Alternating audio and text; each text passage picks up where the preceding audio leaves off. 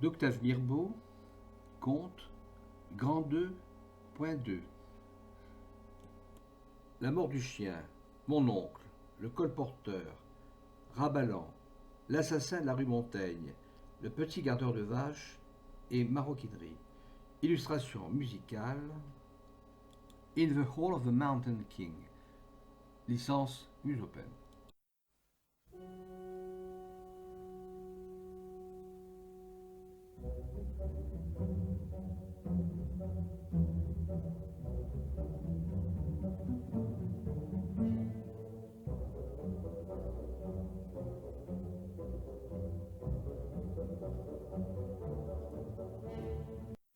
La mort du chien.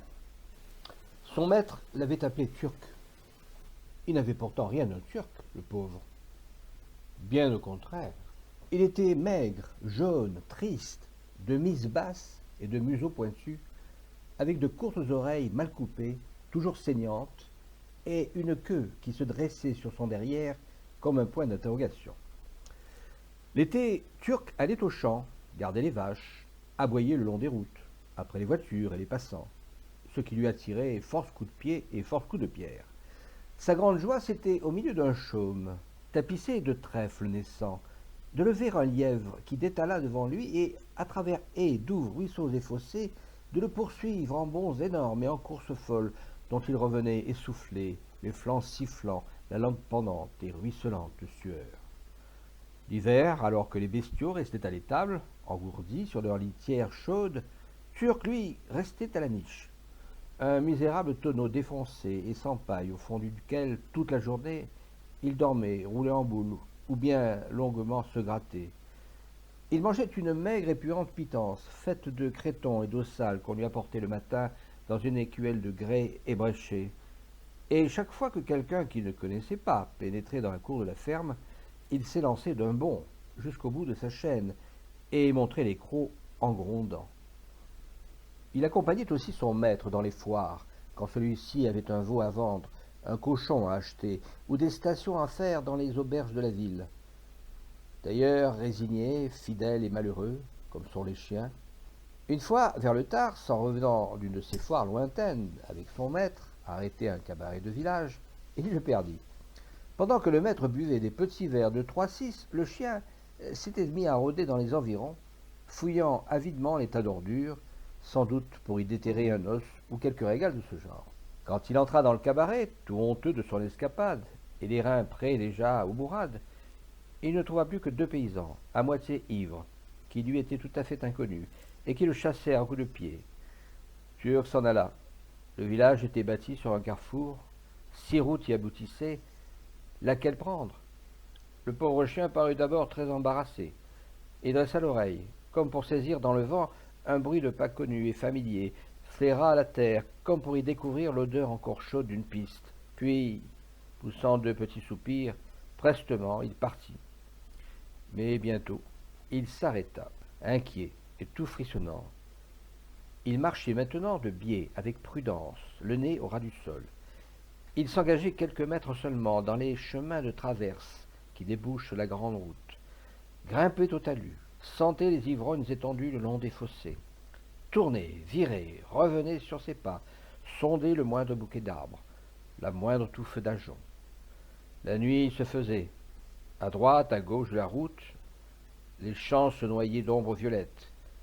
Comme la lune se levait, montait dans le ciel, rose et triste, Turc s'assit sur son derrière, et le col étiré, la tête droite vers le ciel, longtemps, longtemps, il cria au perdu.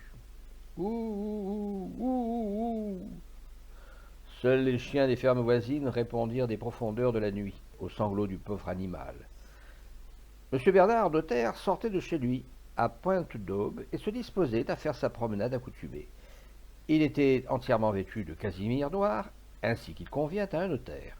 Mais comme on se trouvait au plus fort de l'été, M. Bernard avait cru pouvoir égayer sa tenue sévère d'une ombrelle d'alpaga blanc. Tout dormait encore dans la petite ville. À peine si quelques débits de boissons ouvraient leurs portes, si quelques terrassiers, leurs pioches sur l'épaule, se rendaient d'un pas lourd à l'ouvrage. « Toujours matinal, donc, monsieur Bernard, dit l'un d'eux en saluant avec respect.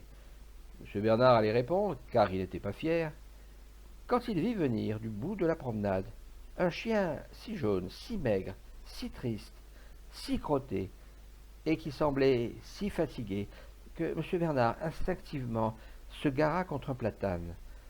Ce chien, c'était Turc, le pauvre, lamentable Turc. Oh oh, se dit M. Bernard, voilà un chien que je ne connais pas. Oh oh, dans les petites villes, on connaît tous les chiens, de même qu'on connaît tous les citoyens. Et l'apparition d'un chien inconnu est un événement aussi important, aussi troublant, que celle d'un étranger. Le chien passa devant la fontaine qui se dresse au centre de la promenade et ne s'arrêta pas. Oh oh, se dit M. Bernard, ce chien que je ne connais pas ne s'arrête point à la fontaine. Ce chien est enragé, évidemment enragé. Tremblant, il se munit d'une grosse pierre, le chien avançait, trottinant doucement, la tête basse. Oh oh, s'écria M. Bernard, devenu tout pâle. Je vois l'écume. Oh oh, au secours, l'écume, au secours. En se faisant un rempart du platane, il lança la pierre, mais le chien ne fut pas atteint. Il regarda le notaire de ses yeux doux, rebroussa chemin et s'éloigna. En un instant, la petite ville fut réveillée par cette nouvelle affolante. Un chien enragé. Des visages encore bouffis de sommeil apparurent aux fenêtres. Des groupes d'hommes en bras de chemise, de femmes en camisole et en bonnet de nuit se formèrent, animés, sur le bas des portes. Les plus intrépides s'armaient de fourches, de pieux, de bêches, de serpes et de râteaux. Le menuisier gesticulait avec son rabot, le boucher avec son couperet, le cordonnier, un petit bossu au sourire obscène, grand liseur de romans en livraison, proposait des supplices épouvantables et raffinés. Où est-il? Où est-il? Pendant que la petite ville se mettait en état de défense et que s'exaltaient les courages, M. Bernard avait réveillé le maire et lui raconté la terrible histoire. Il s'est jeté sur moi, monsieur le maire, la bave aux dents. Il a failli me mordre, monsieur le maire, s'écriait M. Bernard, en se tâtant les cuisses, les mollets, le ventre. Oh, j'ai vu bien des chiens enragés dans ma vie. Oh, oui, bien des chiens enragés. Mais, monsieur le maire, jamais, jamais, je n'en vis de plus enragé, de plus terrible. Oh, oh. Le maire, très digne, mais aussi très perplexe, hochait la tête, réfléchissait. C'est grave, très grave, murmurait-il. Mais êtes-vous sûr qu'il soit si enragé que cela? Si enragé que cela, s'écria M. Bernard indigné. Et vous, si vous l'aviez vu, si vous avez vu l'écume et les yeux injectés et les poils hérissés, ce n'était plus un chien, c'était un tigre, un tigre, un tigre. Puis, devenant solennel, il regarda le maire bien en face et reprit lentement. Écoutez, il ne s'agit plus de politique ici, monsieur le maire. Il s'agit du salut des habitants, de la protection, du salut, je le répète, des citoyens. Si vous vous dérobez aux responsabilités qui vous incombent, si vous ne prenez pas à l'instant un parti énergique, vous le regretterez bientôt, monsieur le maire. C'est moi qui vous le dis, moi, monsieur Bernard, notaire. Monsieur Bernard était le chef de l'opposition radicale et l'ennemi du maire. Celui-ci n'hésita plus, et le garde champêtre fut mandé. Turc, réfugié sur la place où personne n'osait l'approcher, s'était allongé tranquillement. Il grignotait un os de mouton qu'il tenait entre ses deux pattes croisées. Le garde champêtre, armé d'un fusil que lui avait confié le maire, et suivi d'un cortège nombreux, s'avança jusqu'à 10 pas du chien. Du balcon de l'hôtel de ville, le maire, qui assistait au spectacle avec M. Bernard, ne put s'empêcher de dire à celui-ci « Et cependant il mange !» de la même voix que dut avoir Galilée en prononçant sa phrase célèbre. « Oui, il mange, l'horrible animal, le sournois !» répondit M. Bernard. Et s'adressant au garde champêtre, il commanda « N'approche pas, imprudent !» L'heure devint solennelle. Le garde champêtre, le képi sur l'oreille, les manches de sa chemise retroussées, le visage animé d'une fièvre héroïque, arma son fusil. « Ne te presse pas, dit une voix. « Ne le rate pas, dit une autre voix. « Vise-le à la tête. »« Non, au défaut de l'épaule. »« Attention, fit le garde champêtre, qui, sans doute gêné par son képi, l'envoya d'un geste brusque rouler derrière lui, dans la poussière. Attention. Et il ajusta le chien, le pauvre chien. Le lamentable chien qui avait délaissé son os regardait la foule de son œil doux et craintif, et ne paraissait pas se douter de ce que tout le monde voulait de lui. Maintenant, un grand silence succédait au tumulte. Les femmes se bouchaient les oreilles pour ne pas entendre la détonation. Les hommes clignaient des yeux. On se serrait l'un contre l'autre. Une angoisse étreignait cette foule, dans l'attente de quelque chose d'extraordinaire et d'horrible. Le garde champêtre ajustait toujours. Pan, pan! Et en même temps éclata un cri de douleur déchirant et prolongé, un hurlement qui emplit la ville. Le chien s'était levé. Clopinant sur trois pattes, il fuyait, laissant tomber derrière lui de petites gouttes de sang. Et pendant que le chien fuyait, le garde champêtre stupéfait regardait son fusil. La foule hébétée regardait le garde champêtre, et le maire, la bouche ouverte, regardait M. Bernard, saisi d'horreur et d'indignation. Turc accourut toute la journée, dansant affreusement sur ses trois pattes, saignant, s'arrêtant parfois pour lécher sa plaie, repartant, trébuchant. Il accourut par les routes, par les champs, par les villages, mais partout la nouvelle l'a précédé, la terrifiante nouvelle du chien enragé. Ses yeux sont hagards, son poil hérissé, de sa gueule coule une bave pourprée, et les villages sont en armes. Les fermes se hérissent de faux, partout, des coups de pierre, des coups de bâton, des coups de fusil. Son corps n'est plus qu'une plaie horrible de chair vive et hachée qui laisse du sang sur la poussière des chemins, qui rougit l'herbe, qui colore les ruisseaux où il se baigne. Et il fuit toujours, et il bute contre les pierres, contre les mottes de terre, contre les touffes d'herbe, poursuivi sans cesse par les cris de mort. Vers le soir, il entre dans un champ de blé haut et mûr, dont la brise balance mollement les beaux épis d'or. Les flancs haletants, les membres raidis, il s'affaisse sur un lit de buée et de coquelicots. Et là, tandis que les perdrix égayées rappellent, tandis que chante le grillon au milieu des bruissements de la nature qui s'assoupit, sans pousser une plainte, il meurt, en évoquant l'âme des pauvres chiens qui dorment dans la lune éclatante et magique.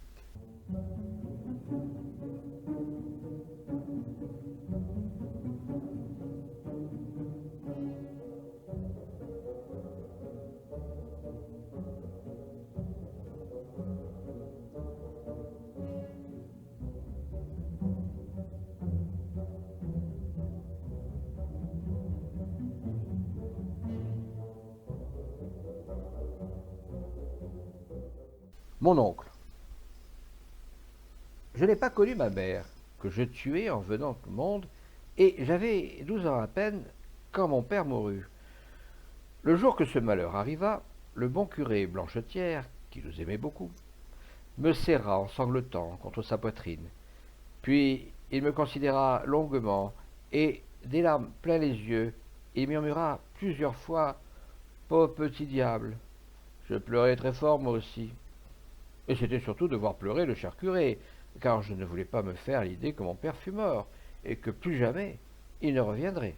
Durant sa maladie, on m'avait défendu de pénétrer dans sa chambre, et il était parti, sans que je l'eusse embrassé. Pouvait-il donc m'avoir ainsi quitté?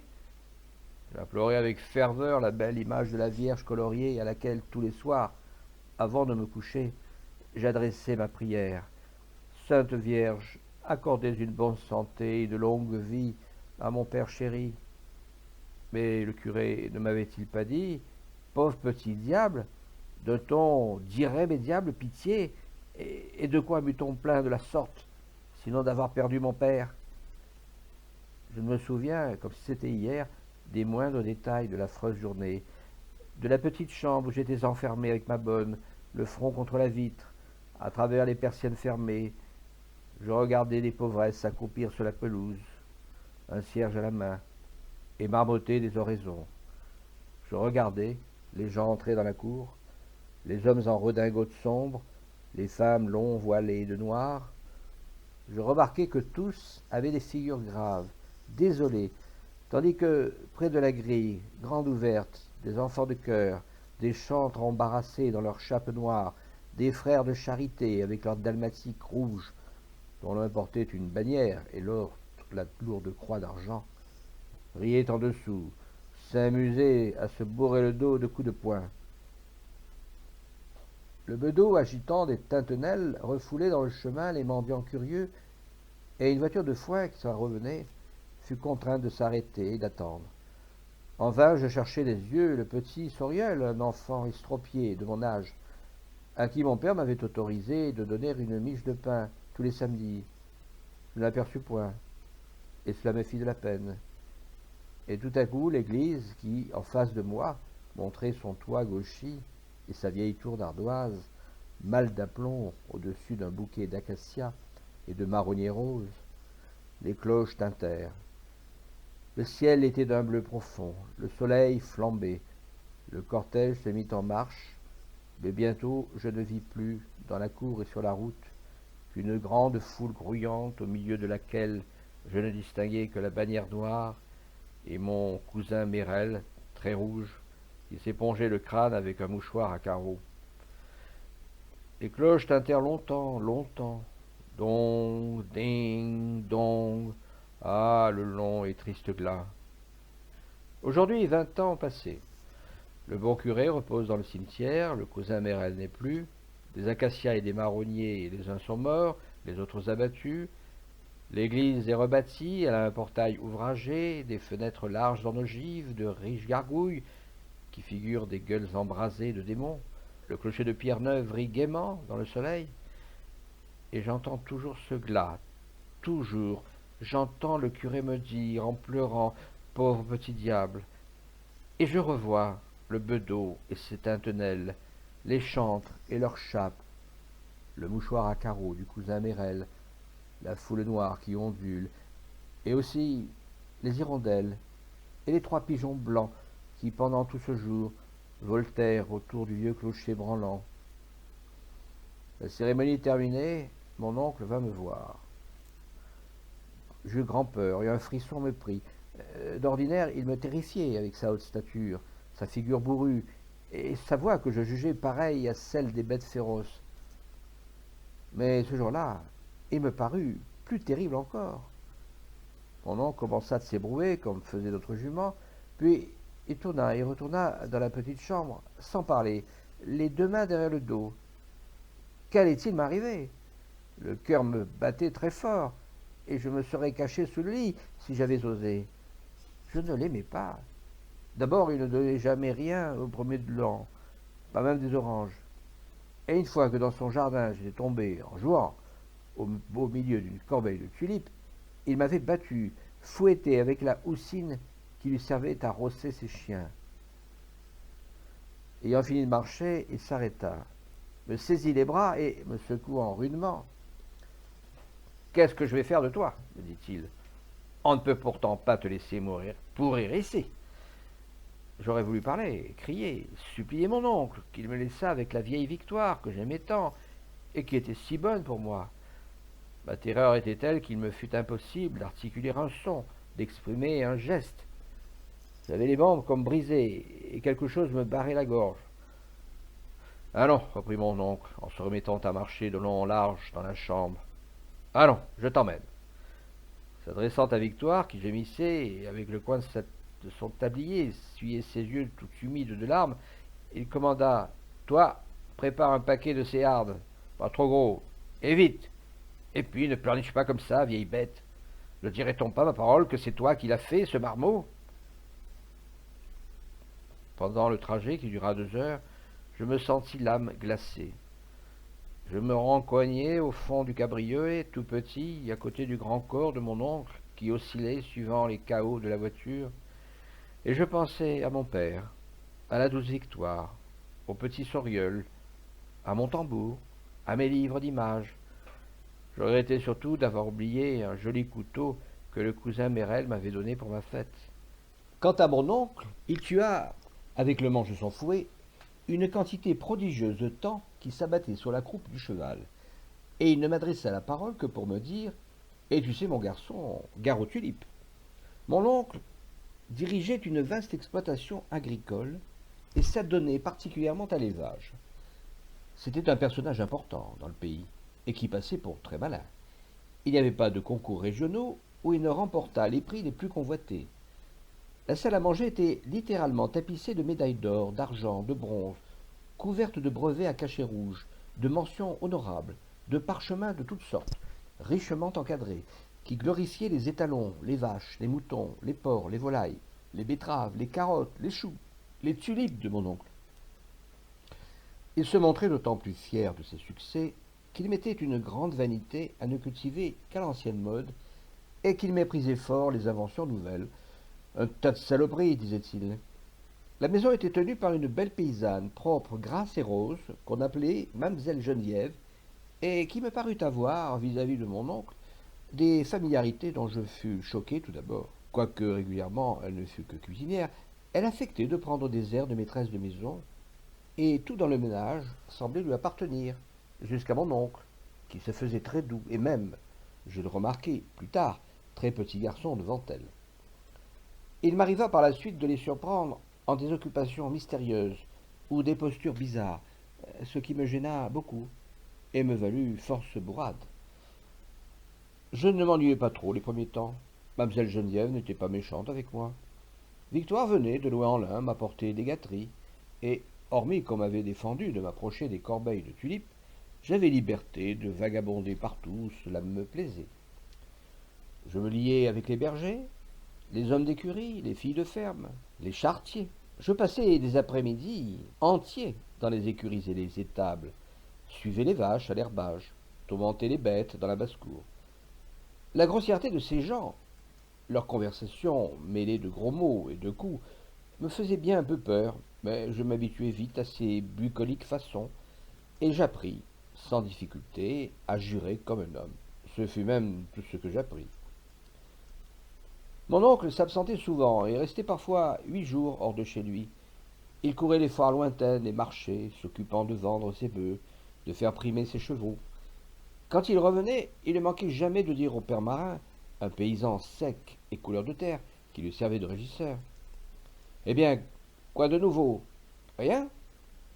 Faites excuse, répondait le père Marin. Nous avons eu 3 naissances ce matin, monsieur Leschène. 3 naissances, exclamait mon oncle, en se frottant les mains. Sapristi. Et beau, hein? Capapubio, monsieur Leschène. Bon, je vais voir ça. Il se dirigeait vers l'étable où, sur la litière chaude, 3 petits veaux étaient couchés, dont les mères, 3 vaches, aux robes brun gelées, léchaient le corps humide de sanguinolence gluante. De sa main savante, mon oncle les tournait, les soulevait, palpait leurs membres, leur tâtait le derrière. Ah, ça passe bien 70, n'est-ce pas? Interrogeait-il. Et le père Marin, se grattant le menton, la mine très grave, répondait ah, plutôt plus que moi, monsieur le chêne. De l'étable, il se rendait aux écuries et à contempler, dans leur box de noyer, ces 6 étalons percherons qui, la crinière fougueuse, la croupe reluisante, hennissaient fièrement à la vue de leur maître, il éprouvait un sentiment d'orgueil enthousiaste et de joie infinie. Il s'attardait près d'eux, les flattait avec délicatesse, leur prodiguait les appellations les plus tendres. Oh, mes petites poulettes, tourne, mon bijou, les auscultant, examinant les jambes, avec la crainte d'y découvrir une veine engorgée, un tendon dévié. Puis, il inspectait la veine qui remplissait les mangeoires. Il en prenait des poignées qu'il flairait, goûtait, le sourcil froncé. Qu'est-ce que c'est encore que cette avoine-là s'écriait-il avec colère. C'est toujours la même, monsieur Leschène, disait l'homme d'écurie, les 2 mains appuyées sur son balai. La même? La même? La même quoi, bougre d'animal? Je t'ai dit 100 fois de ne leur donner que de l'avoine de la heurtelière. Mais c'en est, monsieur le chêne, pour le sûr, c'en est. La cloche du déjeuner le surprenait en ses inspections, et bougonnant, il rentrait à la maison où, parfois, l'attendaient quelques amis du voisinage, ou bien un gros fermier, ou bien un marchand de chevaux, venu pour traiter d'une affaire importante. La conversation ne roulait jamais sur l'élevage des bestiaux, le cours des grains, l'abondance des marchés.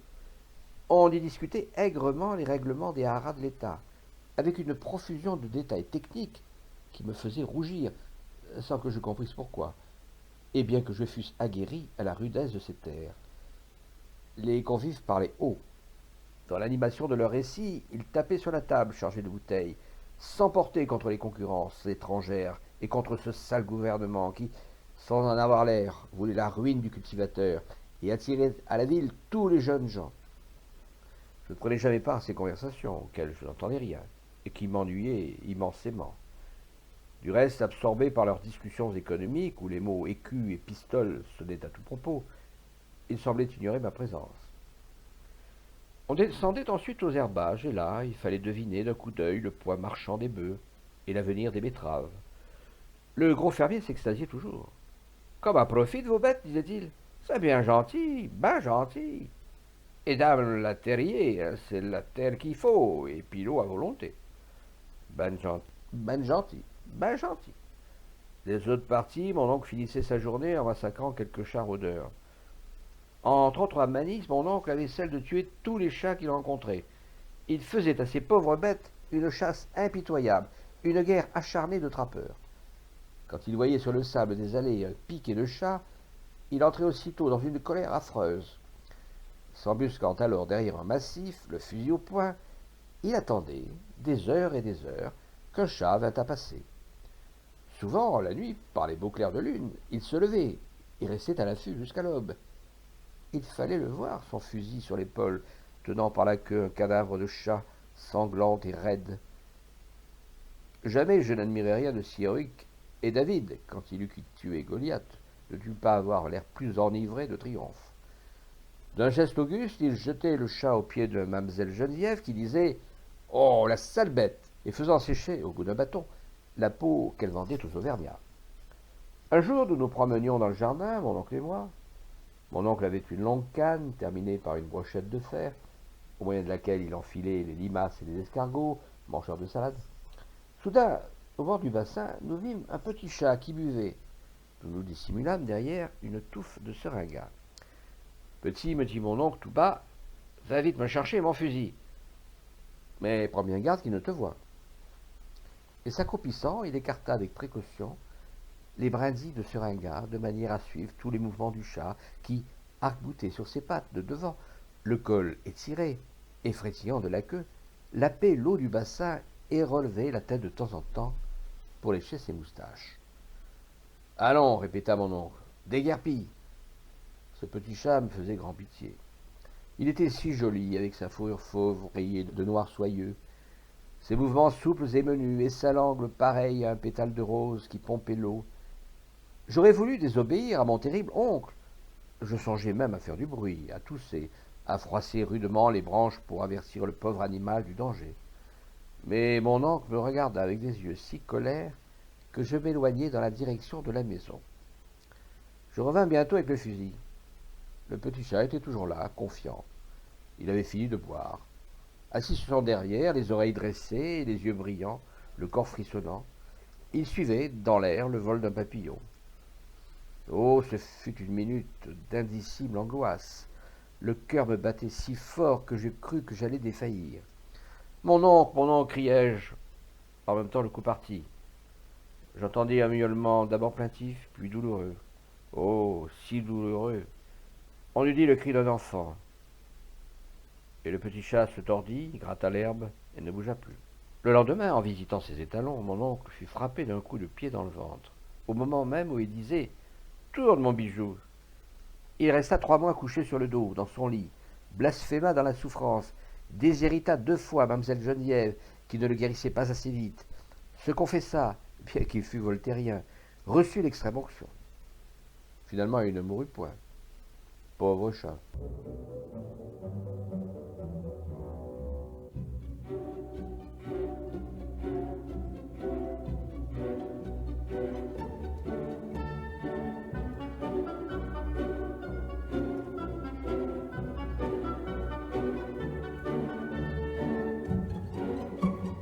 Le colporteur. Et vous, Hurtaud demanda-t-on de toutes parts. En entendant son nom, Hurtaud sembla se réveiller. Il se dressa à demi sur le divan où il s'était allongé, se frotta les yeux et regarda ses amis d'un air vague. C'était un gros homme, court et tassé, très étrange. Il avait un ventre énorme qui croulait en bourrelets flasques sur des cuisses presque maigres, une face toute rose et glabre, des cheveux verts qui lui plaquaient aux tempes et qui, droit sur le sommet du crâne, pointaient en s'effaçant dans l'air. Ses yeux pâles et sans prunelles ressemblaient aux yeux inachevés d'un portrait à l'aquarelle, et ses mains molles, gélatineuses, étaient creusées de fossettes profondes. Ah oui, fit-il, comme s'il se fût souvenu tout à coup. C'est à mon tour de conter une histoire. Parfaitement. Il se leva tout à fait, passa la main entre les chancrures de son gilet et le plastron de sa chemise, qui godait, tira les revers de son habit, et s'assura que le nœud de sa cravate n'avait pas été dérangé. Une bonne farce, allez, une bien bonne farce. Parfaitement. Donnez-moi du feu. Urteau alluma un cigare à la flamme d'une bougie qu'on lui tendit, et se rassit lourdement. Pendant quelques secondes, il roula son cigare entre le pouce et l'index, à hauteur de l'œil droit, suivi du regard le mince filet de fumée qui montait en spirale bleuâtre. Puis il dit « Un jour, la fille de ma femme de basse-cour, Rosalie Rigard, une enfant de 16 ans, fut violée dans mon bois par un colporteur qui passait. L'affaire eut dans le pays un grand retentissement, car la petite faillit mourir, s'étant désespérément débattue. Et l'on arrêta le colporteur qui fut envoyé aux assises et condamné à 5 ans de réclusion. Bien que je rencontrasse Rosalie tous les jours, jamais je n'avais pensé à la considérer comme une femme. Et il ne fallut rien moins que cet événement pour que je m'aperçusse qu'elle était jolie, très jolie, jolie délicieusement. Très longue, la tête toute petite, la démarche lente, inclinée, avec je ne sais quoi d'aérien. On eût dit d'une âme. Elle semblait faite pour glisser en robe blanche dans des paysages liturgiques, une branche de lys ou un rameau d'or à la main. En réalité, elle trayait les vaches, cette âme. Elle crochait le fumier dans la cour, ce rêve. Dès le lendemain du crime, je devins éperdument amoureux de Rosalie. Je songeais aussitôt à en faire ma maîtresse. Mais je me heurtai à une résistance entêtée et joviale, qui exaspéra et redoubla ma passion. À chaque tentative de caresse, elle répondait par ces simples mots qui prenaient dans sa bouche, ou plutôt dans son imagination, la suavité d'une musique exquise et rare. « Hé là, nous te mette, hé là donc !» Un matin, j'étais allé la retrouver dans l'étable. Elle me repoussa en riant. « Hé là, nous te mette, je suis-tu une vache qui vous maniez de cette fosse-là? Hé là donc !» Voyons, Rosalie, lui dis-je, sois raisonnable. Qu'est-ce que cela peut bien te faire? Souviens-toi du colporteur, dans le bois. Elle fut prise d'un fou rire. La tête renversée, se tenant les côtes, elle riait, riait, riait, au point que les vaches étonnées tournèrent leurs mufles vers elle et se mirent à meugler. Et dans ce rire acharné, grandissant, dans ce rire pareil à un réveil matin qui se détraque, j'entendis ces mots, coupés de roulades sonores et de fusées sifflantes. « Colporteur, hé hé hé, sacré colporteur, hi hi hi !» Je lui offris de l'argent, une robe neuve, une vache et une petite maison. Elle n'en voulut pas. Au bout de 2 mois, comprenant l'inutilité de mes séductions, et de plus en plus obsédé, irrité, hanté par l'idée d'avoir cette femme, je l'épousai. Le lendemain même de mon mariage, j'étais le plus désenchanté des hommes. Ma passion tomba, et en s'effaçant, l'image du colporteur que j'associais toujours à l'image de Rosalie emporta en même temps toute la poésie de cet amour. Oui, messieurs, toute la poésie. Un peu de cognac, s'il vous plaît. Urteau but d'un trait le contenu d'un petit verre, ralluma son cigare qui s'était éteint, et continua ainsi d'une voix douce. Je ne suis pas bon, je suis même féroce, je crois. Et, étant tout gamin, j'ai tué ma sœur, et de la plus comique façon du monde, je vous assure. Ma sœur était très gourmande et un peu poitrinaire. Le médecin l'avait mise au régime de l'huile de foie de morue. C'était la mode alors. Une cuillère à bouche tous les matins. Cela la dégoûtait fort, mais lui faisait beaucoup de bien. Un jour, désirant m'amuser, j'allai dans sa chambre, avec la bouteille d'huile, et une bonbonnière pleine de pastilles de chocolat. Et elle prit sa cuillerée, comme d'habitude, en grimaçant. « Avale celle-ci, lui dis-je, et tu auras une belle pastille. Et encore celle-ci. » Et à chaque cuillerée, je lui donnai une pastille. Et elle avalait la cuillerée d'huile pour manger, la pastille de chocolat. Si bien qu'elle but ainsi, cuillerée par cuillerée, et pastille par pastille, toute la bouteille. Naturellement, elle fut très malade. Elle eut des vomissements, puis la fièvre, puis des convulsions. Finalement, elle mourut. Hé hé. Urteau laissa échapper un petit rire doux et léger, comme un son de flûte. Un petit rire qui gonflait et faisait onduler sur sa cuisse les plis de son ventre d'un mouvement de vague expirante. Mais laissons ces souvenirs de la première enfance, poursuivit-il, et revenons à Rosalie. Je me repentis fort, ainsi que vous devez penser, d'avoir épousé cette pastoure. Et ce qui m'étonne, c'est que je n'ai rien tenté contre elle à cette époque. Du reste, je dois vous dire qu'elle m'était devenue très indifférente, et ne me gênait en quoi que ce soit. Je la voyais fort peu, ayant pris l'habitude de passer presque toute l'année à Paris. Je ne venais guère chez moi que pour toucher mes fermages. Et lors de ces rares apparitions, Rosalie continuait de m'appeler Noutmet. Voilà tout. 4 années s'écoulèrent ainsi. Parfois, il m'advint, me retrouvant en présence de l'étrange et si délicate beauté de ma femme, d'essayer d'évoquer l'image évanouie du colporteur. En vain. L'image était effacée irrémédiablement. Le charme s'était enfui, pour toujours. Ai-je dit pour toujours? Oui, ça ne fait rien. Écoutez, je vous prie, ce qui va suivre. Ma propriété est située à 3 kilomètres d'Argentan, assez loin de la route, en pleine campagne. Je n'ai pas d'autres voisins que les gens de la ferme, séparés du château par un petit bois de hêtres. C'est très commode pour beaucoup de choses. Quelquefois, lorsque j'arrive, je préviens qu'on envoie une voiture me chercher à la gare. Souvent, je ne préviens pas, non que je répugne à déranger mes chevaux et mon monde, mais parce que très souvent, le matin à 10 heures, j'ignore si je n'aurai point l'idée de partir à midi. D'ailleurs, je porte toujours sur moi une clé de la maison. C'était un mardi du mois d'août, à 11 heures du soir, et il y a de cela 2 ans. J'avais pris par la traverse qui raccourcit de moitié la distance de la gare à chez moi. Il faisait une nuit splendide, claire, étoilée. Je me souviens que, dans les champs, les grillons chantaient, et que très loin, à la lisière du bois, j'entendais le chat-huant sonnant les heures nocturnes. Malgré mon obésité, je marchais allègrement, tout heureux de décrasser mes poumons à cet air limpide, à cet air lustral des belles nuits d'été. Quand j'arrivai devant le château, je vis qu'il y avait la lumière aux fenêtres de ma chambre. Cela m'étonna, car à cette heure tardive, tout le monde devait dormir depuis longtemps. Et puis, pourquoi ma chambre était-elle éclairée? Oui, pourquoi ma chambre? Très intrigué, j'allai éclairer une échelle. Je l'appliquai contre le mur et montai avec d'infinies précautions. Or, voici ce que distinctement j'aperçus. Sur le lit défait, et dont les bras tombaient, couvrant le parquet tout autour, sur mon lit, un homme tout nu. Et cet homme, c'était le colporteur. Sur mon lit, une femme tout nue, et cette femme, c'était Rosalie. Ils devaient être épuisés de fatigue, car ils dormaient profondément, l'un près de l'autre, allongés, les bras collés au corps, comme des cadavres. Je les contemplai longtemps, souhaitant qu'ils se réveillassent. Ainsi, le colporteur était revenu. De quel bagne, de quelle tanière, du fond de quel trou noir? Que m'importait? Il était revenu et il était là.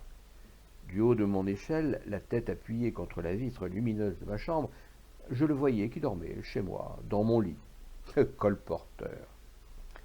Je m'emplissais les yeux de cette image retrouvée, de cette image que j'avais cru perdue à jamais.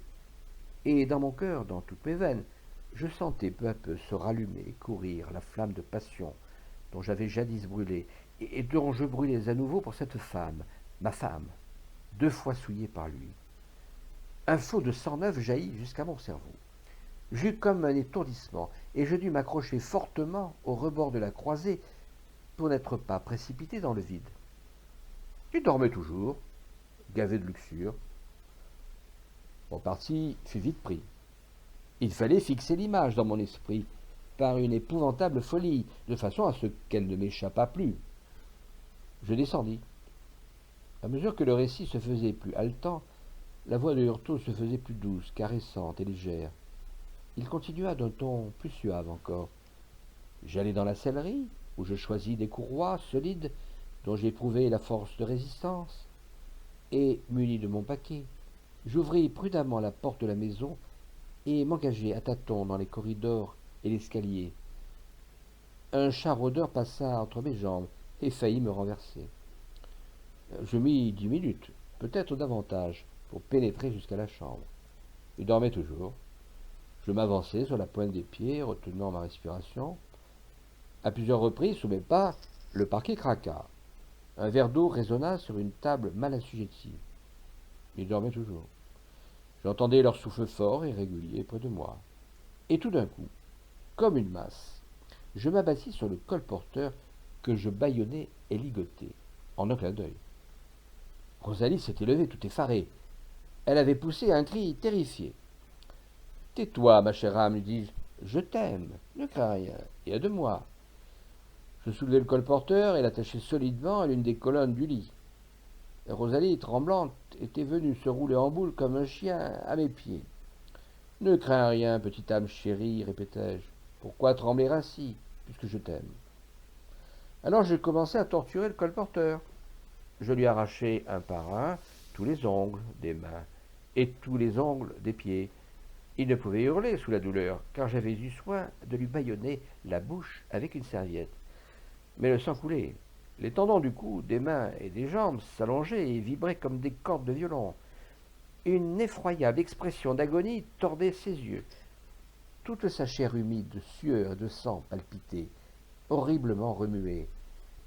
Et je vis les muscles se fondre sous la peau, dans le creux des os décharnés, les côtes saillir et cercler le thorax, les cheveux se coller au crâne qui verdissait. Toute maître, suppliait Rosalie, folle d'épouvante. Cela dura 12 heures. Je ne perdis aucun des mouvements, aucune des grimaces, aucun des frissons de cette chair suppliciée. Et quand je fus certain que l'image ne s'en irait plus, comme le colporteur n'était pas mort, je l'assommai d'un coup de candélabre sur la tête. Il y eut un silence douloureux. Toutes les poitrines étaient oppressées. Personne n'osait regarder Hurtaud. Celui-ci, calme, se leva, chassa d'une chiquenaude une petite parcelle de cendre de cigare tombée sur son pantalon, et prenant son chapeau. Eh bien, messieurs, depuis ce jour, j'aime Rosalie, et je lui fais horreur, mais je l'aime ainsi. Et Rosalie me dit, « Ah, Loutmet, quand vous m'embrassez, il me semble toujours que vous avez dans la bouche comme un petit goût de sang. » Que voulez-vous?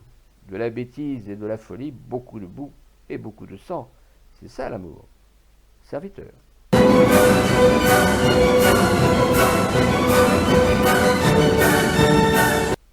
Rabalan. Le jour n'apparaissait pas encore au-dessus des coteaux de Saint-Jacques, quand Rabalan sortit de sa maison, misérable masure en torchis, croulante, à peine couverte de quelques paquets de mandes sèches en guise de toit, isolé au milieu d'une bruyère qui la séparait du bourg des Trelottes, dont les petites habitations, à 5 mètres de là, sur la gauche, se tassaient inégales et sombres, autour d'un clocher pointu. Le visage de Rabalan était si pâle qu'il semblait rayonner sourdement, comme fait un linge blanc, dans l'obscurité. Son casse-pierre sur l'épaule, le carnet de toile bourré d'un morceau de pain bis sur le dos, il dévala la bruyère, prit la route, traversa le bourg où des hommes qui partaient au champ s'écartèrent de lui avec effroi, en faisant des gestes symboliques. À la sortie de Trélotte, il ne s'arrêta point devant l'auberge dans laquelle des ouvriers buvaient, le coude levé, et il s'engagea dans une sente qui, par la vallée, mène au bois de Pierrefontaine. Le jour parut, frileux et triste. De grandes brumes traînaient sur les prairies, le ciel était bas. Comme il marchait lourdement, en balançant la tête dans la sente étroite que des flaques d'eau coupaient de distance en distance, Rabalan rencontra une paysanne, les manches retroussées jusqu'au coude, qui portait un seau plein de lait. La paysanne aussitôt obliqua dans le pré, posa son seau sur l'herbe et se signa. Rabalan continua sa route. Plus loin, il croisa une vieille femme qui trottinait sur un âne. « Hé, la Thibaude, dit-il. Bonjour, la Thibaude, bonjour. » Mais la Thibaude se mit à trembler, faillit tomber de son âne, et tout effarée, « Sainte Vierge, implora-t-elle. » Et se frappant la poitrine, elle marmotta d'étranges oraisons. Rabalan couvra le dos, balança davantage sa tête, et poursuivit son chemin. Ayant quitté la vallée, passé la rivière sur un pont fait de 2 arbres, jetés d'un bord à l'autre, il montait une traverse qui longe les champs et s'enfonce sous le bois, rocailleuse et raide. Une vache qui paissait l'herbe abrutie du talus leva son mufle vers lui. Elle était rouge avec des taches plus blanches que du lait sur les flancs, et ses fanons pendaient sous sa gorge, pareils à d'éclatants jabots. Une bien belle vache, se dit Rabalan, bien belle. Il s'approcha d'elle, lui parla gentiment, la caressa sur la tête, sur le poitrail, sur le dos, lui tâta le derrière, pour se rendre compte sans doute de ses qualités bouchères, s'amusa à regarder si les cornes étaient bien pointues du bout. Une bien belle vache, répétait-il. Tout à coup, un homme qui avait un grand bâton à la main se montra dans la traverse. Il gesticulait, était très en colère, sacré. Pour que tu touches à ma vache? Hé, je touche pas à ta vache, mais je te dis que tu touches. Je te dis que j'y touche pas. Je te dis que si. Je te dis que non. L'homme invoqua Dieu, les saints, se signa 3 fois, et faisant tournoyer son bâton dans l'air, il en asséna un coup furieux sur le crâne de Rabalan, qui chancela et tendit les bras et s'abattit comme une masse dans le chemin, inerte. Durant quelques minutes, l'homme resta là, bouche ouverte, yeux écarquillés, stupide. Puis il se pencha sur le corps de Rabalan, en ayant soin de ne pas le toucher. « Es-tu mort » cria-t-il. « Hé, Rabalan, es-tu mort » Se relevant, il se gratta la tête, perplexe. « Elle est morte, bien sûr, puisqu'il dit rien. Quoi qui va m'arriver? Ah, matin. Hé, Rabalan » Le Rabalan, la face contre terre, ne remua pas. « Il est mort, mort, mort, se dit-il, devenant tout pâle. Alors il cassa son bâton en deux, traça un cercle autour du corps étendu de Rabalan, jeta dans le cercle les 2 bouts brisés et poussant sa vache devant lui, « fit-il, et il disparut dans le bois. Le vent s'éleva, qui fit s'envoler et tourbillonner les feuilles jaunes des arbres, et la pluie tomba, fine, oblique, cinglante et froide. Rabalan n'était point mort.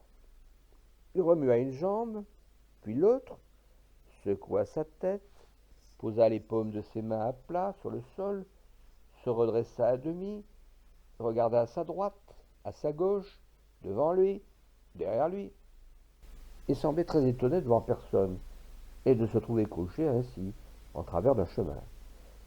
S'aidant de ses mains, de ses genoux et de ses coudes, il parvint enfin à se remettre debout. Il ramassa son casse-pierre, rajusta son carnier, qui avait glissé sur sa poitrine, et continua sa route, le cerveau un peu étourdi et douloureux, les jarrets tremblants. Rabalan était le dernier représentant d'une famille de sorciers qui, durant plus d'un siècle, régnèrent dans Trélotte.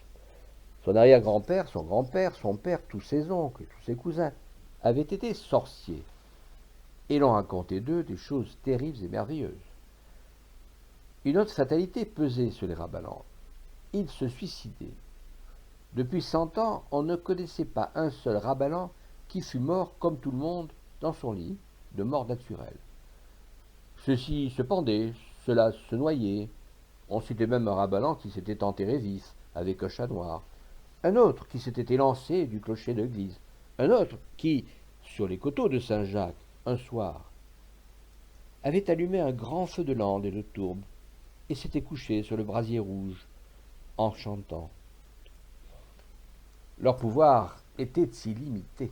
Ils guérissaient les malades abandonnés des médecins, rendaient fécondes les terres stériles, arrêtaient les épidémies de bestiaux. Mais ils n'étaient point toujours d'humeur à ces sorcelleries bienfaisantes, et plus volontiers ils se servaient de leur puissance magique pour tourmenter les hommes et les bêtes. Il leur suffisait de tremper le bout des doigts dans une pipe de cidre ou une cuvée de vin pour changer cidre et vin en bouse liquide, de passer la main sur le dos d'une vache pour que le lait tournât en urine.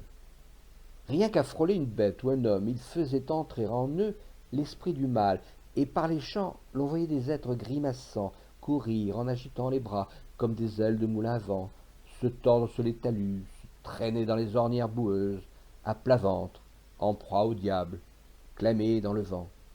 Pourtant, il était possible de se préserver des enchantements des sorciers. Dès qu'un sorcier vous avait touché, il fallait le battre à bras raccourcis en répétant 3 fois « Sorcier, je te rends le mal ». De cette façon, l'on marquait le diable et l'on paralysait l'influence mauvaise des sorciers. Chaque année, à la foire de Saint-Michel, le sorcier établissait une vaste tente sur la place de Trélotte. Sous la tente posait une table. Sur la table posait un crucifix, entre deux chandelles allumées. De tous les pays circonvoisins, des campagnes et des villes, malades et infirmes, paralytiques, cul-de-jatte et pieds-bots, accouraient dans des carrioles, dans des calèches, sur des ânes, sur leurs moignons cailleux, s'entassaient sous la tente autour du sorcier. Le sorcier imposait les mains sur ces malades, les malades donnaient une gifle au sorcier, et il s'en retournait guéri.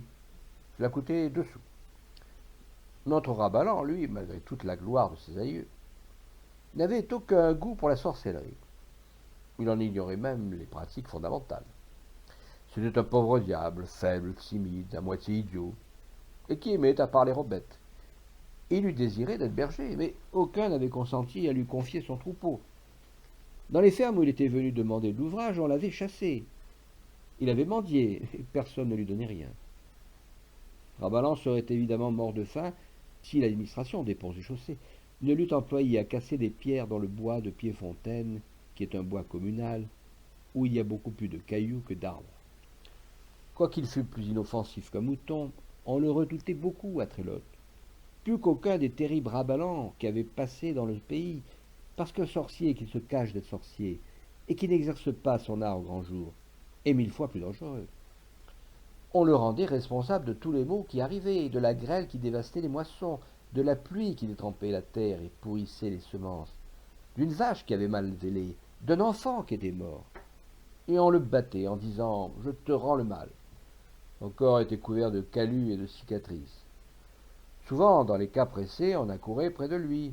« Sorcier, guéris-moi !»« Je suis point sorcier, répondait Rabbalan. Je te dis que t'es sorcier. Je te dis que non. Et les coups pleuvaient sur le malheureux, qui ne se défendait pas, ne se plaignait jamais. Ils se contentaient de dire « Puisque je suis point sorcier ». Le seul bon temps de Rabbalan, c'était dans le bois de Pierrefontaine, loin des regards humains, lorsqu'une vache, ayant quitté la pâture, s'approchait de lui, traînant ses entraves défaites. Il abandonnait son casse-pierre, soulevait son masque, causait longuement avec la vache, la caressait, était bien heureux. Il aimait aussi voir passer les chevrettes derrière les cépées, et bondir les écureuils, la queue en l'air, au bout des pins.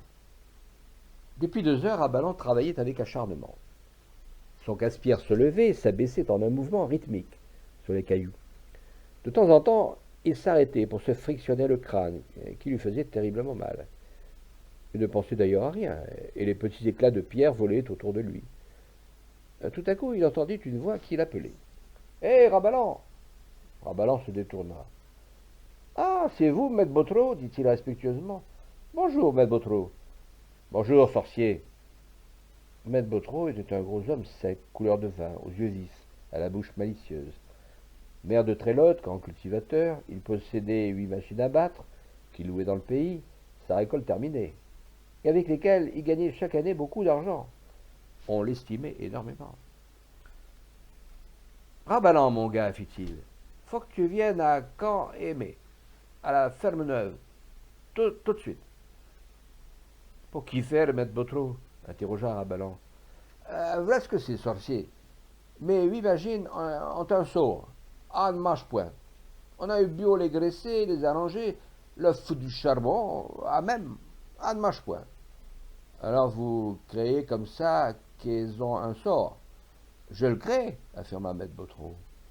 Puis il ajouta, faut que tu leur ôtes ce sort-là. T'entends? Je peux point, déclara Rabbalan. Pourquoi que tu n'es pas point? Dame, puisque je suis point sorcier. Si, t'es sorcier. Non, maître Botreau. En vérité, du bon Dieu, je suis point sorcier. Maître Botreau éleva la voix. Je te dis que si, mais t'as qu'à faire de mentir, et puis, tu es le maire qui... ou non, allons vieux.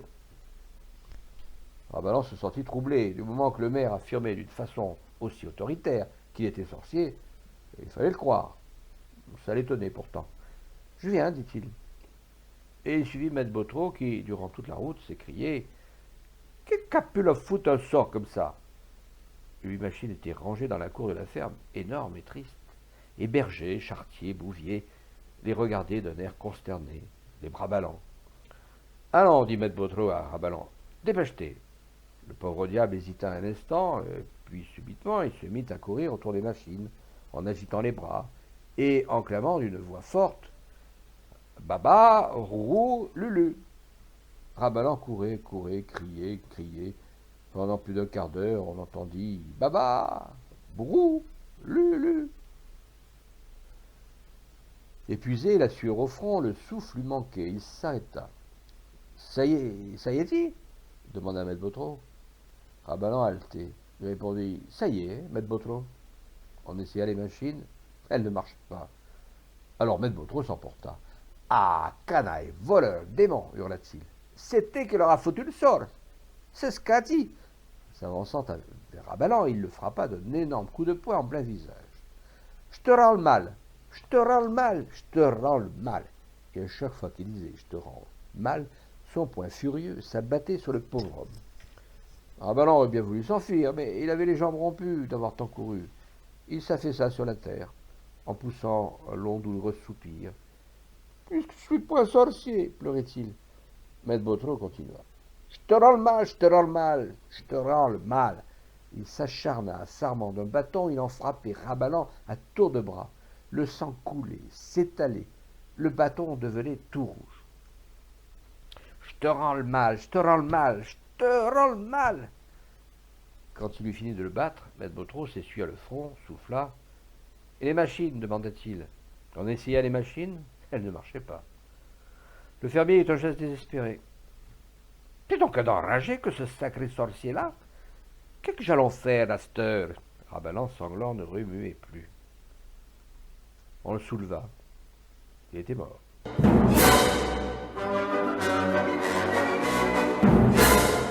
L'assassin de la rue Montaigne. Je le connais. Ne croyez pas que je plaisante, que je veuille vous mystifier. Non, en vérité, je le connais. Ce n'est pas un ami, je regrette. C'est seulement une de ces relations intermittentes et lointaines, comme chacun de nous en possède beaucoup à Paris. Il est grand, de jolie tournure, l'air d'un gentleman. Il n'est plus très jeune. Son front se dégarnit, ses tempes s'éraillent, et quelques rides ont creusé ses joues. Mais il est robuste, de cette robustesse charmante qui se dissimule sous l'élégance d'un corps maigre, souple et nerveux. Son esprit ne manque point d'agrément, et ses manières séduisent. Rarement il n'a été donné de rencontrer une nature plus analytique, plus compliquée, plus subtile que la sienne. Quand il décompose une action, un sentiment humain, il surprend véritablement par la curiosité, par la profondeur, par la perversité de ses investigations psychologiques. Et une chose m'inquiète en lui, son regard. Un regard froid et pâle qui vous pénètre par derrière, comme une lame de surin, et qui ne supporte pas l'examen prolongé de notre regard qui croise le sien. Alors il se dérobe, s'effare, fuit d'un coin à l'autre de la paupière, et finit par se cacher, par s'acculer, tremblant, au fond de l'œil, dans l'ombre des cils. C'est le seul défaut de cet homme impassible, étonnamment maître de lui. Mais ce défaut échappe à bien des gens, et pour se rendre compte de ce que ce regard contient de vie mystérieuse et trouble, il faut être doué de quelque observation. Un jour chez lui, où j'étais venu par hasard, je le vis jouer avec un couteau. Et c'est la première fois que j'eus la sensation très nette et poignante que je me trouvais en présence d'un assassin. Il semblait qu'il avait dans les mains un archer avec lequel il allait tirer de cordes invisibles des musiques délicieuses et violentes. Il était évident aussi que ses doigts éprouvaient à toucher ce couteau des titillations monstrueuses, des spasmes, des jouissances horriblement physiques. Perdu dans je ne sais quel rêve de chair et de sang, il le palpait, il le maniait avec d'étranges caresses. J'eus peur. Qu'il se rassure, je ne dénoncerai pas. Et le dénoncerai-je qui n'aurait rien à craindre de ma dénonciation, car je n'ai contre lui que des certitudes intuitives, que des preuves intellectuelles. Les magistrats me riraient au nez, ou bien ils se fâcheraient. Et Dieu me garde de fâcher un magistrat. J'aimerais mieux agacer un lion dans son nom, taquiner un tigre à l'affût parmi les hautes herbes au bord d'une source. D'ailleurs, parviendrais-je à semer un doute dans l'âme obscure et stérile d'un juge, que lui, l'assassin, se présenterait souriant, invincible, et qu'en 3 minutes, il aurait persuadé le juge que c'est vous, moi, n'importe qui, le coupable, et qu'il nous ferait condamner à mort? Ah, je le connais. Cet homme m'a souvent hanté à cause de ce regard, de ce couteau, et aussi à cause du problème de sa vie. De quoi vivait-il? Sans métier, sans ressources connues? Il dépensait pas mal d'argent. Joueur? Non, il n'entrait jamais dans un tripot. On parlait vaguement d'un parent riche qu'il aimait, était généreux avec lui, mais en réalité on ne savait pas. Je le surveillais clandestinement et j'ai appris ainsi qu'il avait les plus bizarres manies du monde. Il connaissait toutes les filles, celles qui vivent dans les hôtels garnis, aussi bien que celles qui habitent chez les appartements luxueux des quartiers chics. Il allait chez elles, les interroger sur leur manière de vivre, sur les hommes qu'elles recevaient, sur ce qu'elles gagnaient, sur les parents qui leur restaient. Bien souvent, on le jetait à la porte, on l'appelait mouchard, mais il revenait, s'obstinait, s'acharnait. On s'habituait à lui. Après quelques visites, il avait conquis la confiance. Il se faisait lire des lettres, appelait les plus intimes confidences, donnait des conseils, s'offrait comme intermédiaire dans des affaires difficiles et délicates. Puis, un beau jour, l'une de ces malheureuses était trouvée assassinée et violée. Et il y avait toujours des combinaisons admirables pour mettre la police sur de fausses pistes. Un jour, à la suite de ces drames mystérieux, je lui demandai: ne la connaissiez-vous point, cette femme? Il ferma les yeux, se recueillit comme s'il ne voulait rien perdre d'un souvenir qui lui causait de vives joies, et portant sa langue sur ses lèvres, comme fait un chat. Oui, je l'avais vue quelquefois, la pauvre fille. C'est affreux. C'est lui qui assassina Marie Fellerath, Agathe Stein, Marie Aguetan. Il assassinera d'autres filles encore cette année, et les années qui suivront, d'autres dont j'ignore les noms. Et que lui sait, étant un homme méthodique, et qui voit de loin ses victimes.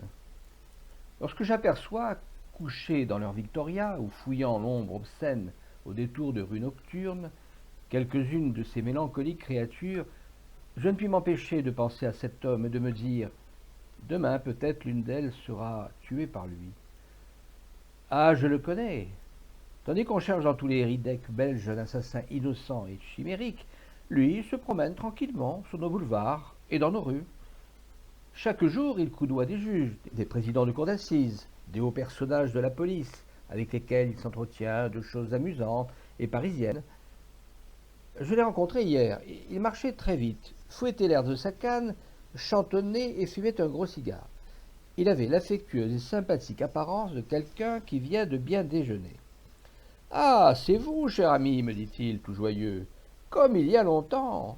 Et que devenez-vous? Il me prit par le bras, et nous voici arpentant de compagnie le large du trottoir. Naturellement, sa première question fut pour le crime de la rue Montaigne. Il me demande: que pensez-vous de cela? N'est-ce pas effrayant? Effrayant, répondis-je. Et vous savez qu'on n'arrêtera personne. Personne. Croyez-vous beaucoup à ce Gessier, à ce Gessler? Pas du tout. C'est singulier. Ni moi non plus. Ces manchettes, cette ceinture avec le nom écrit dessus, pourquoi pas l'adresse tout de suite, me paraissent bien suspectes. Pour moi, il appuya sur ces mots avec persistance. Pour moi, ces objets ont été mis là exprès, afin de dérouter les recherches. Admettons, et notez que je ne l'admets pas, admettons que l'assassin ait pu égarer sa ceinture, puisque on l'a, dit-on, retrouvée sous un meuble. Mais ces manchettes près du cadavre, ces manchettes me semblent cousues de fil rouge. C'est l'enfance de l'art, ces manchettes. Et dire que cela prend toujours. Il riait, et dans son rire il y avait une ironie qui me fit mal. Alors je m'arrêtai, et le regardant bien en face, les yeux dans les yeux, je lui criai: l'assassin, je le connais, c'est vous. Il ne se troubla point. Son visage demeura impassible. Seul son regard s'agita, et entre ses paupières rapprochées par l'étroite et noire fissure de cils aussitôt rejoints, j'aperçus une lueur rapide comme un éclair, une lueur de haine effroyable. Sa bouche souriait. Il me prit le bras de nouveau et d'un ton très dégagé. « Êtes-vous drôle ?» me dit-il. « Ah, cher ami, c'est très drôle. » Et avec une exquise brusquerie de transition, comme en ont les femmes, il me parla de mademoiselle Cerny, qu'il trouvait ravissante. Ravissante, mon cher, ravissante. Il m'exprima ensuite son opinion sur la critique du lendemain et celle du lundi. Que nous sommes donc badauds, et qu'est-ce que cela peut bien nous faire? Un jour, ou bien un autre jour, ce sera toujours la critique, n'est-ce pas? Il me quitta dans les Champs-Élysées. Il faut que je monte à l'instant chez la petite D. Je ne pus m'empêcher de le retenir, de m'accrocher à lui. Comment? Elle aussi, balbutiai-je. Voyons, vous ne ferez pas cela. Il me regarda d'un air étonné, comme s'il ne comprenait pas. Puis, tout à coup, il partit d'un grand éclat de rire. « Ah oui, parfaitement. Elle est très drôle, cher ami. »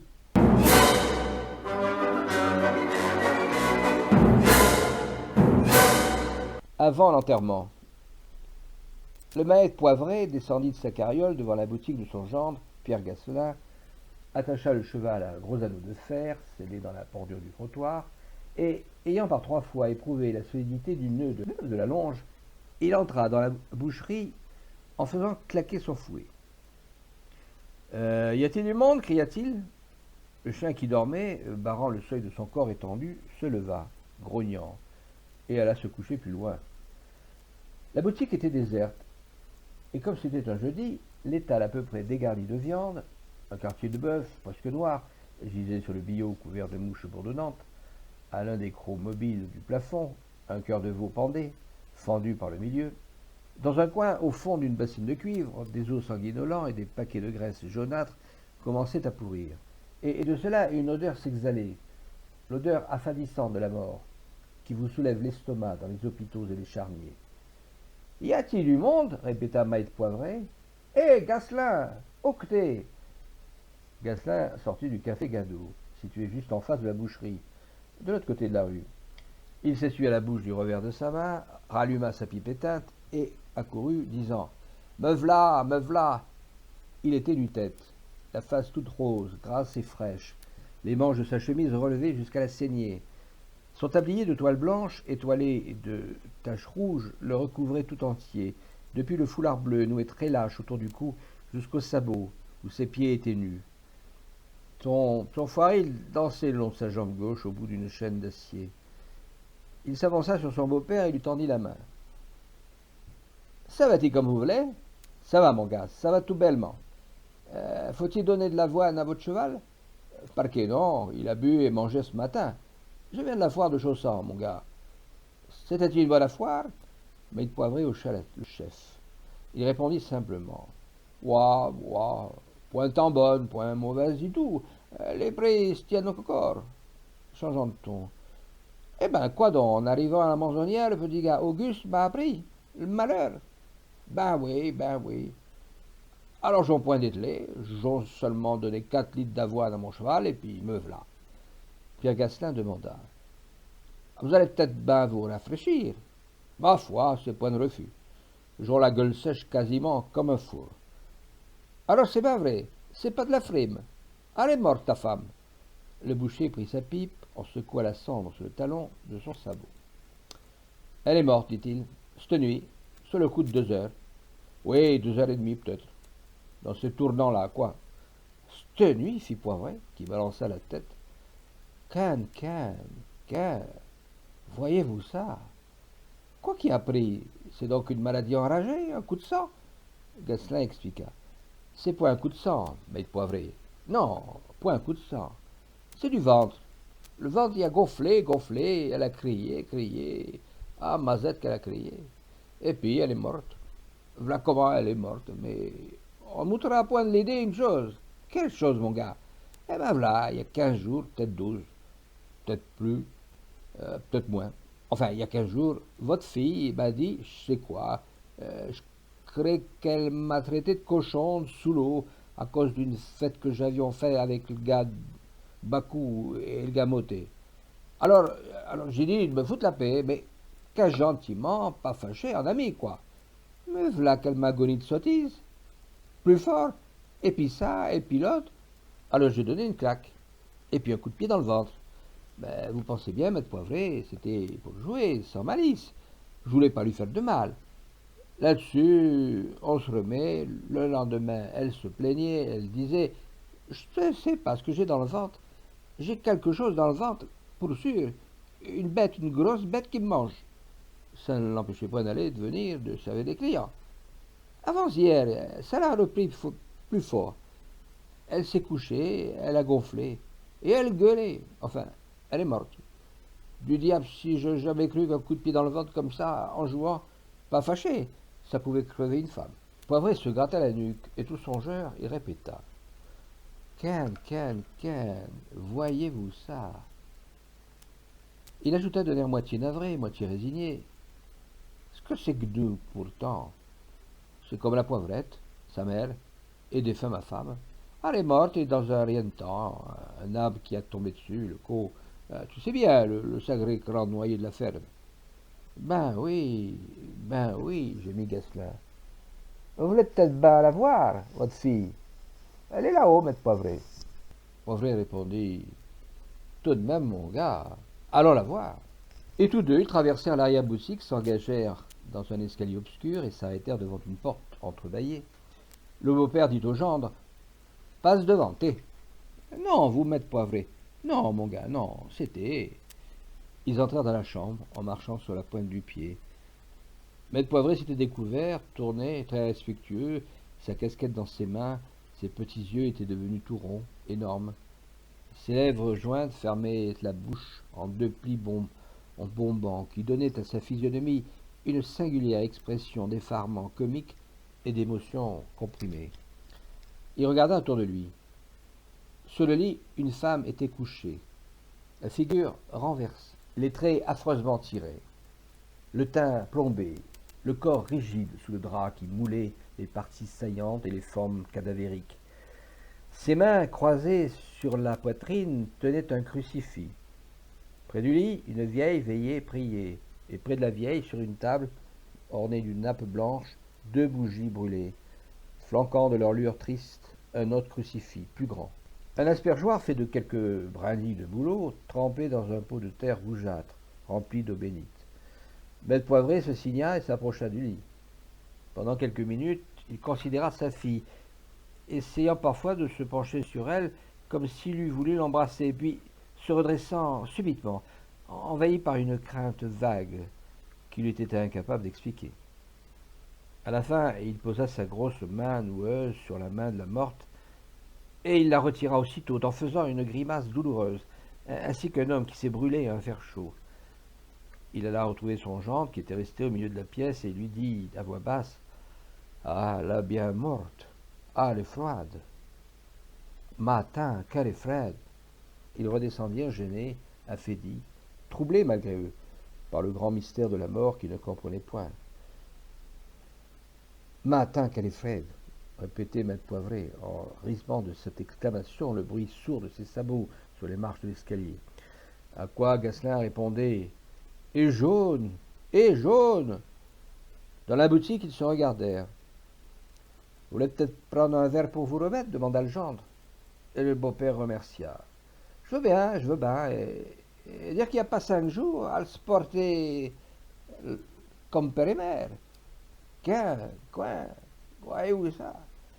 Lentement, ils traversèrent la rue, Poivré marmonnant qu'elle est fraîche, Gasselin ripostant et jaune, maître Poivré. Attablés au café devant une bouteille de vin, ils restèrent d'abord silencieux. Poivré remplit les verres en faisant couler le liquide de haut. « À ta santé, dit-il. »« À la vôtre, maître Poivré, répondit Gasselin. Puis ils causèrent longtemps du prix de la viande, de la qualité des pâturages, de la foire, de Chassans. Maître Poivré se plaignait qu'on ne vendait plus les entenés comme autrefois. Si nous n'avions point l'Espagnol et les Américains pour nous acheter nos bêtes, quoi que deviendrions? Comme il se levait, ayant bu 2 bouteilles de vin, et tout à fait ragaillardi, Poivré dit à Gasselin, « C'est pas tout ça, mon gars. Quand est-ce que je l'enterrons? Eh bien, voilà quel embarras. Demain vendredi, je tue. » Le beau-père approuva. « Ben oui. Je peux pas l'enterrer demain. » Ben non. Samedi, c'est le marché. Ben oui. Je peux pourtant pas laisser gâter ma viande. Ah non, ben non. C'est bien embarrassant, maître Poivret. Il y eut un silence de quelques minutes. Le maître Poivret réfléchissait. Enfin, sur un ton confidentiel, il prononça. Je vais te dire, mais c'est que ça va se gâter du tout, la pauvre femme. Ben oui, ben oui. Et qui va faire tourner ta viande? Ben oui, ben oui. Quoi faire, maître Poivret? Dites, quoi faire? Maître Poivret réfléchit encore, très grave, le menton dans la main, et il dit, en faisant un geste large, si j'en reprenions une autre bouteille. Le petit gardeur de vaches. Messieurs les jurés, durant les longs mois de ma pénible détention dans la prison de C, j'ai acquis la certitude que les juges d'instruction, les procureurs de la République, et en général tous les magistrats qui ont sur les hommes charge de vie et charge de mort, se font une effroyable et très fausse idée des actions humaines. Leur intelligence du crime ne va pas au-delà de certains faits classiques, de certaines conceptions arbitraires, auxquelles ils rattachent avec un odieux et mécanique entêtement tous les crimes qu'ils ont mission d'élucider et de punir. Dans les crimes que j'appellerais philosophiques, ils ne tiennent compte de rien, ni d'insensibilité particulière à chaque individu, ni des raisons morales, naturelles, éternelles, supérieures par leur immuabilité aux lois. À la loi, si vous aimez mieux, capricieuse et vaine qui change avec le temps, avec les gouvernements, avec les majorités parlementaires, avec le diable c'est quoi. Les magistrats sont bornés, ignorants, routiniers, essentiellement romantiques et féroces, par indifférence, quand ils ne le sont pas, par tempérament. Ils sont magistrats, enfin. D'ailleurs, je ne puis admettre qu'un homme ait osé se dire, à un moment quelconque de sa vie, je serai juge. Cela m'épouvante. Ou cet homme a conscience de la responsabilité effrayante qu'il assume, et dans ce cas, c'est un monstre, ou il n'en a pas conscience, et dans ce cas, c'est un imbécile. Imbéciles et monstres, voilà par qui nous sommes jugés, depuis qu'il existe des tribunaux. Et voyez si je me trompe. J'ai tué un petit gardeur de vaches dans les circonstances claires, évidentes, forcées que je vais vous raconter, car méconnaissant le droit des juges et dédaignant la protection rapetissante des avocats, encore fallu que je vous construise des faits qui m'amènent devant votre justice. J'ai tué ce petit gardeur de vaches parce que cela était juste, parce que cela était nécessaire. Or, le juge à qui était confiée l'instruction de mon procès voulait absolument que j'eusse tué le petit gardeur de vaches pour le voler. Par quelle suite de raisonnements bizarres, par quelle saugrenue déduction cette idée avait-elle pénétré le cerveau de ce juge? Je l'ignore. En vain je lui ai expliqué l'absurdité de cette supposition. En vain je lui ai représenté que j'étais riche de 60 000 francs de rente, que le petit gardeur de vaches ne possédait vraisemblablement que les pauvres guenilles qu'il portait sur son dos quand je le tuais. Il insista, s'entêta, et cela dura 2 mois. Il me faisait venir à son cabinet, entre 2 gendarmes, ou bien lui-même me visitait dans ma cellule, et chaque fois il me disait, en arrondissant la bouche, « Avouez que vous l'avez tué pour le voler. » Je répondais agacé, « Voler quoi? Mais quoi? Quoi? Quoi ?» Alors il me regardait presque suppliant. « Avouez, il y va de votre tête. Pourquoi n'avouez-vous pas? La cour vous tiendra compte de votre franchise. Avouez donc. » Je répliquais, « C'est de la folie, de la folie, de la folie. Comment l'aurais-je volé et qu'aurais-je pu lui voler, je vous le demande? » Enfin, obsédé, énervé, pour couper court à des visites qui me répugnaient fort, un matin je dis au juge, « Eh bien j'avoue, c'était pour le voler, vous entendez, pour le voler. Je pensais, je croyais que le petit gardeur de vaches avait sur lui des bijoux, une montre en or, un portefeuille bourré de billets de banque, des actions des chemins de fer, Le juge m'interrompit et poliment il prononça, « Ça suffit !» Puis, se tournant vers le greffier, qui curait ses oreilles et rongeait ensuite ses ongles, avec obstination, « Écrivez, commanda-t-il, j'avoue que c'était pour le voler que j'ai assassiné le petit gardeur de vaches. » Le lendemain, les journaux, qui jusque-là avaient parlé avec colère de mon endurcissement, louèrent en termes ineffables le juge de sa merveilleuse sagacité. Messieurs les jurés, je m'adresse à vous qui êtes des âmes simples, à vous qui n'avez pas été élevés dans les couloirs sombres des geôles et dans les louches réduits des palais de justice.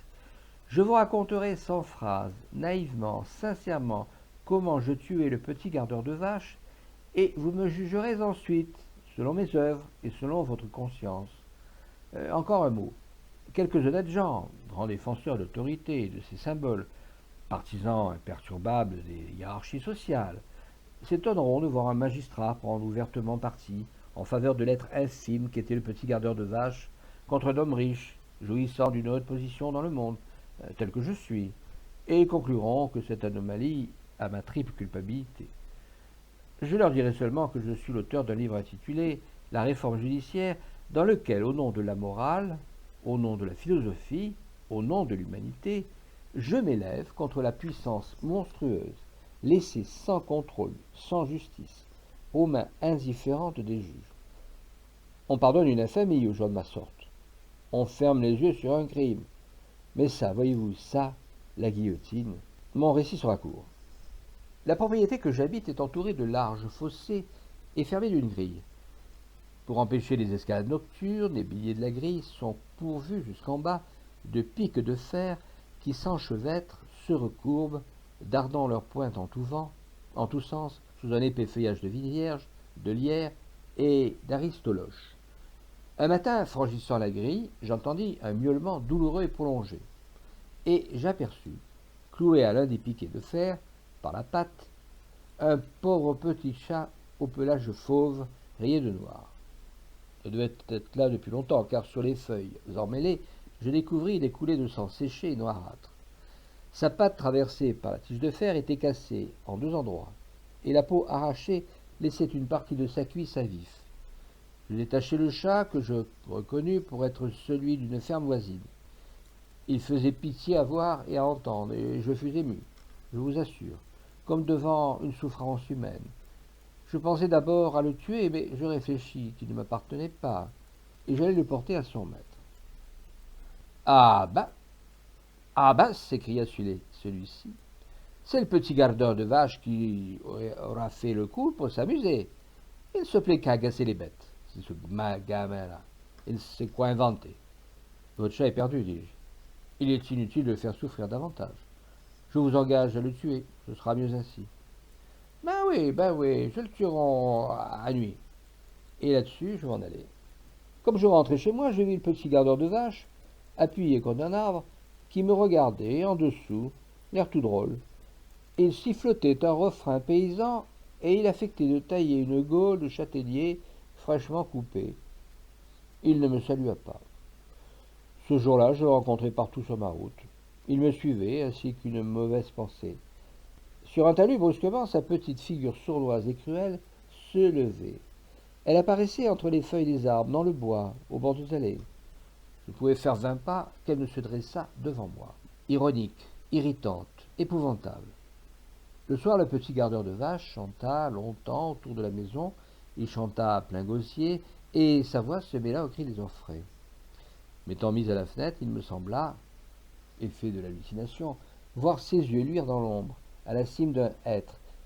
8 jours après, je me promenais dans les champs, longeant une haie large dont la douve est plantée de trônes de charme et de jeunes châtaigniers.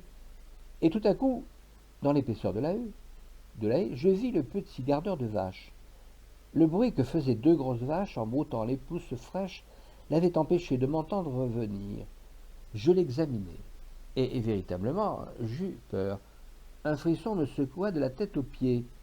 Accroupi dans les feuilles parmi les ronces, il s'amusait à maltraiter le pauvre chat que j'avais détaché de la grille et que je croyais mort. Il lui enfonçait des épines dans les yeux, avivait les plis de sa cuisse en les frottant sur un caillou, puis il lui serrait la gorge entre les doigts et le secouait dans l'air en hurlant avec une joie féroce. À torturer le pitoyable animal, il prenait un plaisir monstrueux. Cela se lisait dans ses yeux, où flambait une lueur sinistre, un effroyable regard d'assassin. Oh, ces yeux! Comment les oublier jamais? Ces yeux inexprimables, qui avaient la couleur et la forme d'un coup de couteau. La colère me saisit. D'un bond, je fus près de lui, dans la haie. « Que fais-tu là, petit misérable » criai-je. Il ne parut pas s'étonner beaucoup et me répondit point. « Lève-toi » commandai-je. Il ne bougea pas. « Veux-tu bien te lever » Rien, pas un mot, pas un geste. Rien que ses yeux hallucinants, qui entrait en moi me pénétrait comme une lame de surin. Alors je me jetai sur lui, et de mes poings convulsés, je lui broyai la gorge. Assassin! Assassin! Assassin! Criai-je. Il essaya de se débattre, de me déchirer les bras avec ses ongles, puis, peu à peu, ses membres se détendirent. Ils eurent quelques contractions de spasmes et retombèrent inertes le long de son corps. Comme il remuait encore sur l'herbe où je l'avais étendu, je l'achevai d'un coup de soulier sur le crâne. Voilà tout. Maroquinerie. C'était une petite boutique fort banale d'aspect et toute neuve, toute luisante, à la montre de laquelle s'étalait, ingénieusement arrangée, une quantité d'objets bizarres qui sollicitèrent mon attention. Ce qu'il y avait de particulièrement bizarre en ces objets, c'est qu'ils étaient réellement, puissamment bizarres, sans qu'ils eussent la moindre apparence extérieure de bizarrerie. Cette bizarrerie, on la devinait, on la sentait, mais on ne la voyait pas. Elle inquiétait d'autant plus qu'on eût pu dire à quel ordre de faits psychiques elle se rattachait, quelle coïncidence spirituelle existait entre ces objets, d'un commerce journalier courant, semblait-il, et la sensation d'être très intense d'une indéfinissable horreur que leur rapide inspection faisait naître dans les âmes. Ces objets, la plupart de cuir ouvragé, ressemblaient tous à ces affreux bibelots connus sous le nom d'articles de Paris. Ils en avaient la forme laide et sans art, la destination vague, l'insupportable quinquant. Cependant, si bourgeois qu'ils fussent, ils étaient terribles. Sous leur vulgaire enveloppe, il y avait un grand et pathétique mystère. Mais lequel? Cela m'intrigua infiniment. Pour les examiner de plus près, je m'écrasai le nez contre la glace de la vitrine qui s'interposait entre eux et moi, et je commençai à les étudier, de les détailler dans leur physionomie morale. Hélas, je n'ai jamais eu l'impassibilité qu'il faut à un moderne savant, et mes nerfs ont vite pris le dessus sur ma volonté. Bientôt j'eus peur, si peur, que je reculai sur le trottoir, secoué en toutes mes moelles par un frisson. Était-ce en effet de mon imagination encore troublée par une maladie cérébrale récente, ou bien une de ces hallucinations auxquelles je suis sujet quelquefois?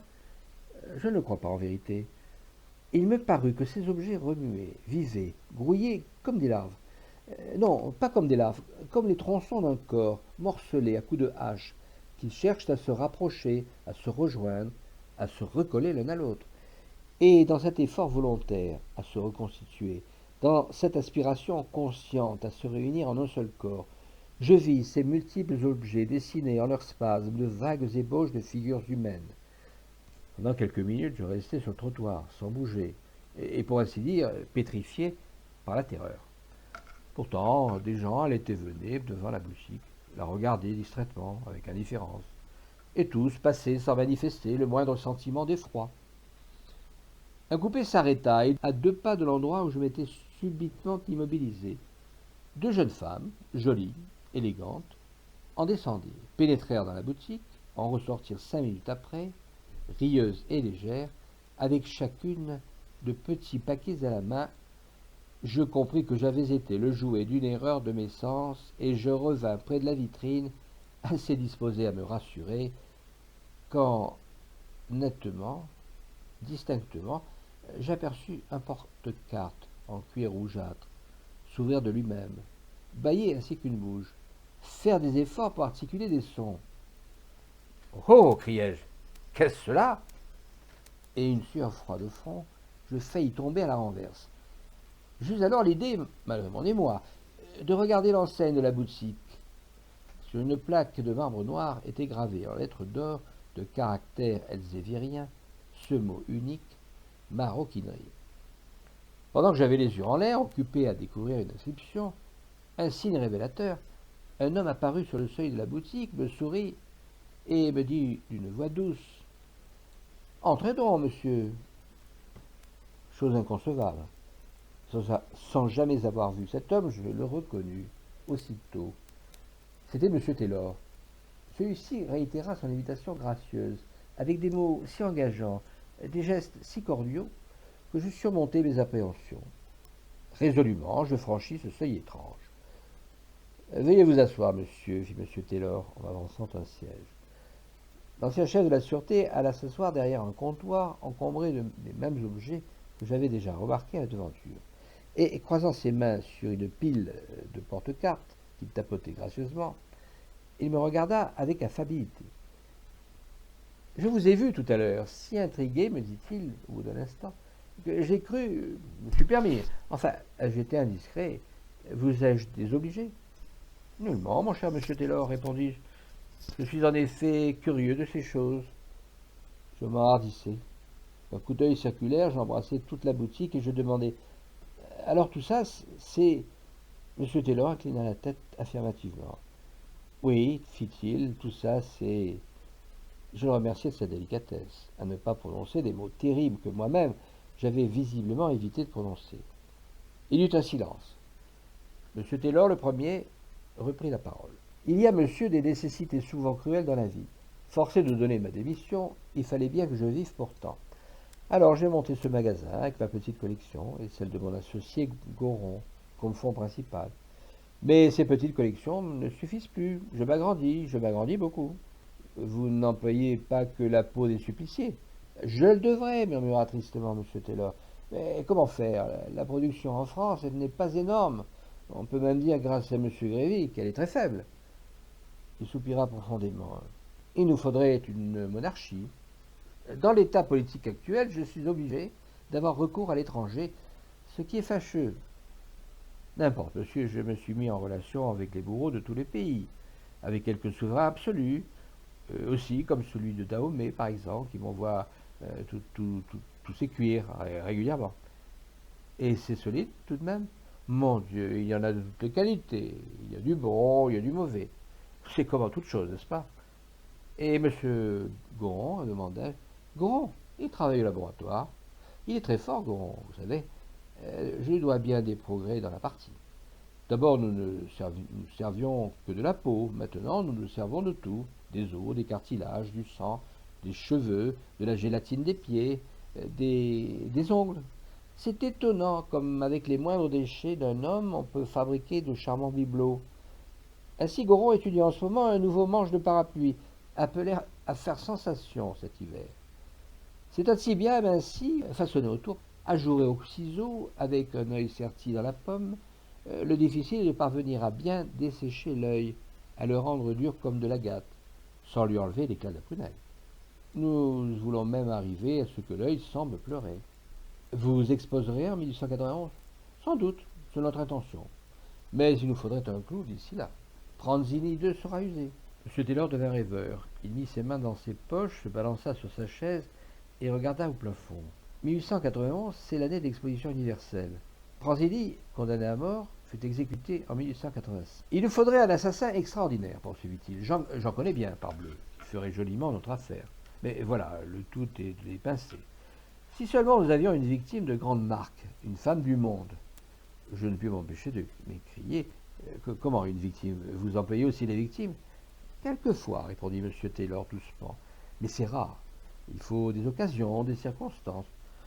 Tenez, j'ai là un porte-allumettes fabriqué avec un morceau de la cuisse de Marie Regnault.